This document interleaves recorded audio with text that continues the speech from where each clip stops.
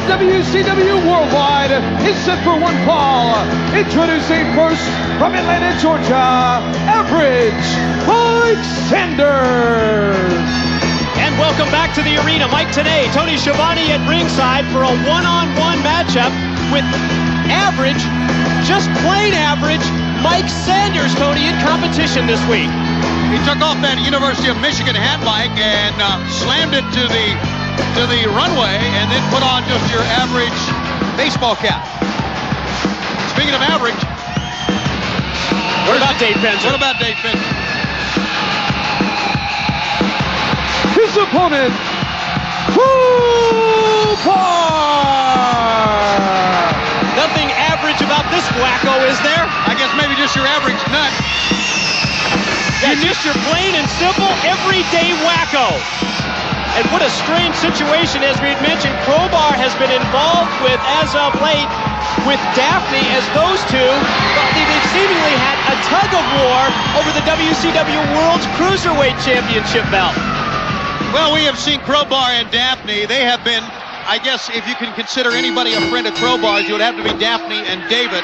And obviously their friendship still exists, even though the lady is the Cruiserweight champion as we speak right now, Mike. One thing you certainly cannot deny, you may call this guy crazy, wacko, off the wall, and while all those things are more than accurate, you cannot deny his wrestling ability. Crowbar has surprised us from the outset, from day one, since his arrival in World Championship Wrestling, with moves like the one we're about to see. The slingshot into the crossbody in the cover. No, he doesn't go for the cover. That's the thing about Crowbar that you just can't explain, that unpredictability. Well, that's kind of the thing you could say about WCW in itself. You just don't know what's going to happen next. Crowbar, you ever heard the term, he is just crazy enough? He is just crazy enough to try these bizarre things and just crazy enough to be effective. Don't use that chair again to set in, please. Well, that's one way to use it. Across the back of average Mike Sanders, Crowbar now finds another chair, sets Sanders up, and now what does he have in mind? Well, he's just crazy enough to try something like this. Goes airborne and connects. Slingshot into a cross body block. And he seems to love that kind of pain. Check the look on his face. Looked like he hit his left elbow on the way down, but you're right, it seemed to fire the man up. Certainly not going to stop him, and I don't know if Crowbar needs to have a fire lit under him or not. Series of right hands to the side of the head of Mike Sanders. How about that? Psyched himself up by headbutting the ramp, but as he turned around, Sanders able to extend the leg and caught him with a side kick. Whoa! Elevates Sanders up to the ramp, who moonsaults back onto Crowbar. Okay, Sanders showing us something here.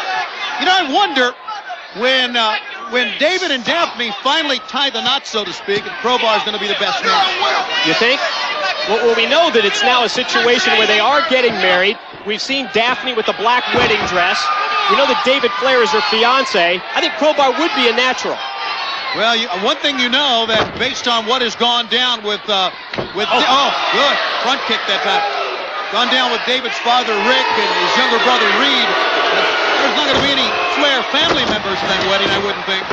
How about Mr. Russo? Think he might like a shot at the best man duties?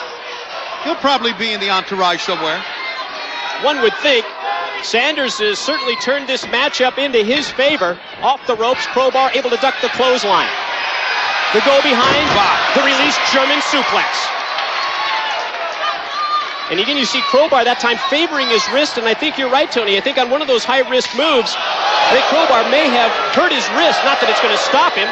Pair of knife-edge chops to the chest and an overhand right to the top of the head. Sanders slides through, going to pump handle up and over.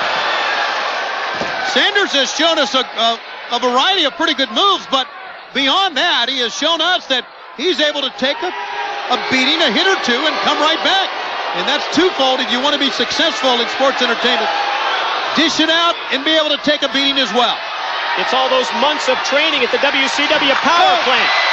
That time, Crowbar, almost in a desperation move, leaps forward, and he knocks Sanders off the top rope, and Mike Sanders comes crashing down. Now let's see if Crowbar can take advantage of the opening. Oh! That one echoed all throughout the worldwide arena. Crowbar to the top.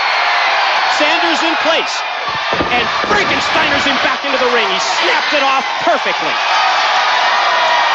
Fans are behind Crowbar here. Mike, can you imagine that on the 11th of June, we're actually going to see someone set on fire when Sting faces Vampiro in a Human Torch match? Is that one of the most bizarre things we've ever seen or what? Absolutely. It gets just crazier by the day here in WCW. And that series of 3 suplexes, appropriately enough, Crowbar calls the Crazy Train. Yes, it is going to be Sting versus Vampiro in the Human Torch match as we count down the days to the Great American Bash. And we all know that the Millionaires Club, they feel like they're going to be able to take both Ric Flair and Hulk Hogan out of WCW by the time of the Great American Bash. Slingshot into a leg drop, and just when it appeared as if Crowbar would be able to put Sanders away, Sanders went to the eye rake to turn things around. In the back of the neck, and Sanders showing us a lot, and let's see what intestinal fortitude Crowbar has here. Crowbar able to float over. The boot to the midsection, doubled over Sanders. One would think this is going to be an attempt at a suplex, but where's he going to go with it? Takes him up, drops him straight down with the front suplex. Hook of the leg. Got 2 and got it. Ladies and gentlemen, your winner, Crowbar! Oh yeah, he is wacko. There's no denying that, Tony. Just so much you can say about Crowbar and his mental state, but a lot you can say about his wrestling ability. There's your winner, Slick Johnson, the referee as well. And now Slick Johnson is part of the post-match celebration. Not too willingly. And a kiss on the top of the head from Crowbar. What an exit. This deserves another look. Second chair was the charm for Crowbar, but he hit his arm on the way down and hurt him. But that was the beginning of the end, as the old cliche goes, for Mike Average Sanders. The front suplex, reverse suplex, if you will. A bizarre man, but a very, very impressive win. That's Crowbar. He may be bizarre, but he's also very effective. As Crowbar scores the win in singles competition on Worldwide, let's send it back to the studio, guys.